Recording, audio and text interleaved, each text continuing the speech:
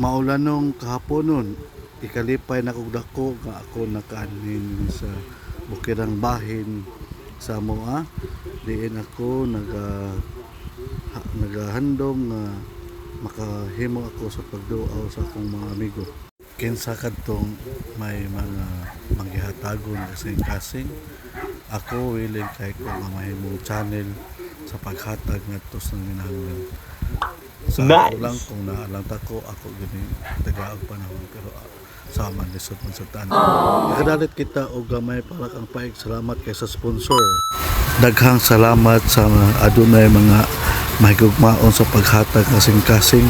Diin kani plano nagsugod kani sa mga nahuna ni Doc Choy nga diin manghatag ngadto mas nanginahanglan din sa atong area, din sa atong kabukiran. Sa ginagmay kini apan kinising-kasing kayo. Thank you very much o God bless. Ako hinaot nga doon na pay daghang manghatag para sa atong nanginahanglan.